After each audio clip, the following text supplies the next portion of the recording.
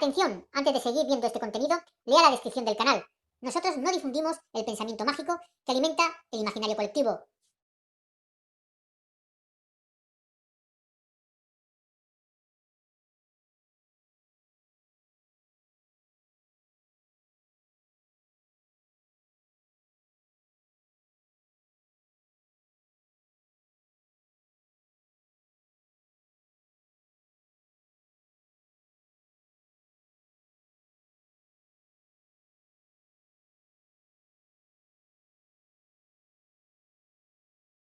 Ovnis en el Renacimiento. Existen varias pinturas o grabados de artistas del Renacimiento donde parecen apreciarse misteriosos objetos parecidos a platillos volantes u objetos voladores no identificados, siendo esto una prueba de las manifestaciones de ovnis a lo largo de la historia según algunos autores, pero ¿son realmente ovnis lo que nos quisieron mostrar aquellos pintores en sus cuadros? Para algunos autores, como Peter Colosimo o Erich von Däniken, los ovnis no son una invención reciente, sino que nuestros antepasados también los veían, y trataron de dejar reflejada su presencia en los medios de que disponían, como por ejemplo los cuadros. La búsqueda de estas posibles manifestaciones de visitantes de otros mundos en sus naves espaciales a lo largo de la historia se ha denominado como clipeología, término acuñado en los años 50 del siglo XX. Deriva del latín clipeus, nombre del escudo redondo que empleaban los guerreros romanos, y tiene su origen en el hecho de que Plinio el Viejo, 23 a 79 en su Historia Natural, asegurase haber visto en el cielo extraños discos en llamas, clipe y ardentes. Aquí tienen lugar algunas de esas pruebas que suelen poner como muestra de que los ovnis son reales y que nos han acechado durante toda nuestra existencia, dejándonos muestra de ello algunos de los mejores pintores del Renacimiento. La Virgen con el Niño y San Juanito. La Virgen con el Niño y San Juanito, Museo del Palazzo Vecchio de Florencia, pintado a finales del siglo XV, y atribuido a Sebastián Mainardi, es uno de los mejores ejemplos para todos aquellos clipeólogos que creen ver en él un posible ovni. Observando el cuadro, en su parte posterior, justo detrás del hombro de la Virgen, aparece dibujado una extraña silueta oval suspendida en el cielo, que estos investigadores de la ufología identifican como un vehículo volador de forma ovoidal, además de estar en movimiento, una prueba irrefutable, según muchos. Lo que pasa es que para comprender la realidad de lo que el artista renacentista quería mostrar es imprescindible u obligatorio entender cómo trabajaban estos artistas de la época, y tratar de informarse del posible significado simbólico de todos aquellos extraños elementos en el contexto artístico de aquel momento. De lo contrario caemos en lo que se suele denominar sesgo cognitivo, y es que solemos interpretar según nuestros conocimientos, y si estos son nulos o escasos, atribuimos erróneamente el significado que queremos creer o el que nos inducen a creer. El hecho es que el misterioso objeto del cuadro de Mainardi no es, en realidad, más que una representación de lo que sería una nube luminosa. Por aquel tiempo, los temas que aparecen pintados son casi exclusivamente de tipo religioso, y en este caso se trata de una adoración, tema muy común, donde es muy frecuente que apareciesen en el cielo bien un ángel o una nube luminosa, tal y como aparece en esta imagen, hecho recogido en varios evangelios apócrifos. Otro ejemplo de esto mismo lo encontramos en un cuadro llamado La Natividad, 1405, del florentino Lorenzo Monaco.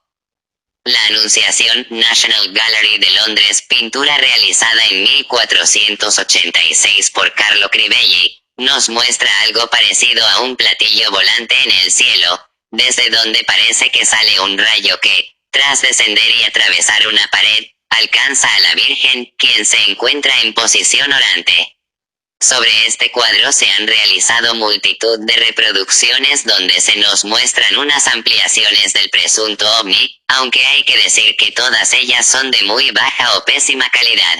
De hecho, con observar una imagen de este cuadro en buena calidad o bien acercarse al museo londinense donde se encuentra ubicado y mirarlo de cerca, podremos comprobar que de objeto volador no identificado nada de nada, Si nos fijamos bien, parece una especie de remolino de ángeles en las nubes, representación por otra parte muy difundida de la divinidad en numerosas obras del arte bajo medieval y renacentista, como por ejemplo los frescos de Correggio en la cúpula de la Catedral de Parma, o un grabado de Gustave Doré para el canto 31 de Paraíso, aunque dicha representación es especialmente utilizada en aquellas obras que tienen como tema principal la Anunciación o el bautismo de Cristo.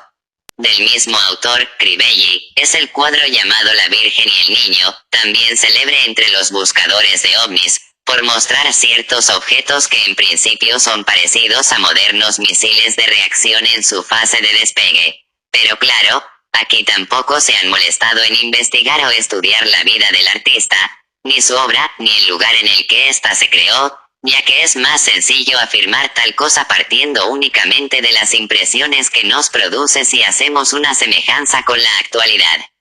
La realidad es muy distinta, basta con comparar la obra con otras del mismo artista para poder apreciar que lo que se observa en ese paisaje son, sencillamente, esbozos de torres y campanarios, dibujados con rápidas pinceladas, técnica muy utilizada por Crivelli en todos sus paisajes.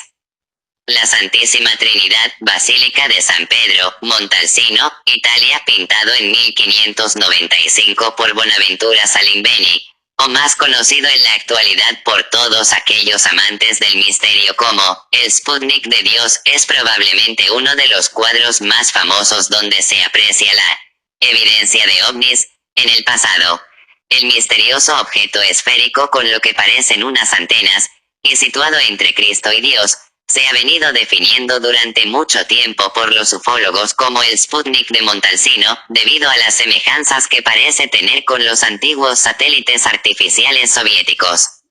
De nuevo tenemos que volver la vista y retroceder a los tiempos donde fue ejecutado aquel cuadro para comprender que dicho globo representa la creación, con el sol en la parte posterior y la luna en la inferior, a la izquierda, y no siendo tal y como dicen en la actualidad que es el periscopio del satélite, decir también que las dos supuestas antenas que parecen apreciarse no son otra cosa que dos cetros. Este tipo de ilustración astronómica dentro del globo de la creación se puede encontrar también en un cuadro de Pieter Coek donde se representa a la Trinidad. Las representaciones de este tipo, del Sol y la Luna, han llevado con bastante frecuencia a determinados investigadores de estos misterios a tergiversar completamente su significado. Por poner algún ejemplo más sobre este tema, podemos encontrar que la mayoría de las crucifixiones de estilo bizantino suelen aparecer junto a estos objetos, véase el Sol y la Luna, que a menudo se pintan con rasgos humanos. Casos curiosos sobre esto se encuentran en los cuadros de la crucifixión en la Catedral Svetitskobeli, en Mtsk, Georgia, o en el de la crucifixión del monasterio de Visoki de Kani, en Kosovo. En esta última, por ejemplo, los clipeólogos han creído ver incluso en el Sol y la Luna dos cápsulas espaciales pilotadas, ahí es nada. Grabado de Hans Glasser 1561 podría seguir con una multitud de ejemplos donde los ufólogos creen ver platillos volantes expuestos en diferentes cuadros, pero sería más de lo mismo.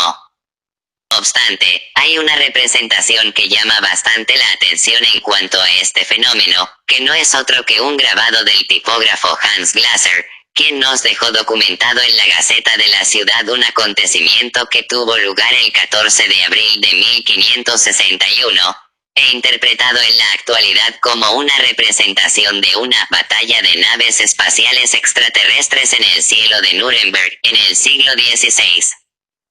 En él se pueden apreciar diversas esferas de colores, cruces, ejes fragmentados, algo que parece una gran lanza negra y unas especies de tubos, que parecen ser, siempre en opinión de los ufólogos, aeronaves nodrizas de las que salen platillos volantes. Al igual que en el caso de otros grabados de la época como una xilografía de Basilea realizada pocos años después donde se aprecian numerosos círculos blancos y negros en el cielo, estamos ante otro típico error de interpretación debido a que se ha tratado de interpretar con enfoques modernos.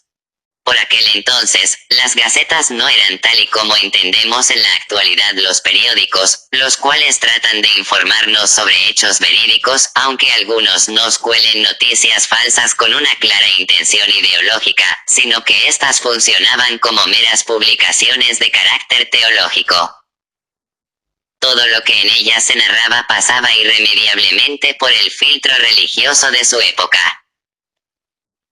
Cualquier acontecimiento de origen natural, como el paso de un cometa o la erupción de un volcán, se convertían en pretextos para difundir advertencias sobre la población. La explicación que le daban era que se trataban de señales divinas que invitaban al arrepentimiento, y, a partir de ahí, cada autor, cada pintor, trataba de darle su propia interpretación teológica sobre aquellos fenómenos. Es por ello que, para algunos, un meteorito se transformaba, así como si nada, en un caballero del Apocalipsis. Una lluvia roja producida por la suciedad de la arena proveniente del desierto se considerase como si de lágrimas de sangre fuese, y así con decenas de ejemplos. En el tema nos ocupa, el grabado de Glasser, fue escoger un motivo típico de la cultura judeo-cristiana del siglo XVI, el del ejército fantasma. Los dos cilindros no son más que cañones, y las esferas que aparecen, las balas que estos disparaban. Está claro que aquel artista trataba de utilizar, fruto de su fantasía, un claro mensaje de arrepentimiento antes de que llegase el anunciado apocalipsis, pero jamás podría haber imaginado que 500 años más tarde algunos vieran en sus obras naves nodrizas o platillos volantes atacando una ciudad. Estoy convencido que pensaría que para imaginación la nuestra, no la suya. En definitiva, lo que queda claro de todo esto, es que el método o la manera de interpretar estas obras, demuestra que basta con carecer de estudios en materia de historia del arte para lanzar todo tipo de afirmaciones a cual más disparatada y conseguir que muchísima gente, la cual también carece de dichos estudios, las crea. Valga como último ejemplo de todo esto una obra llamada Virgen y Niño con San Benito, iglesia de Saint-Hippolyte de Vivion, Francia, de autor desconocido, donde parece apreciarse una especie de helicóptero que sostiene Jesús en su mano. Sin embargo, dicho helicóptero es solo un sencillo juguete de la época en cuestión que se llamaba molinet, el cual apareció por primera vez en 1390, un simple molino de viento en miniatura, donde las hélices del objeto son, simplemente, las aspas del dichoso molino, construidas de tal forma que, al tirar de un cordón, éstas se ponían en movimiento y producían un ruido al generarse su rápido giro.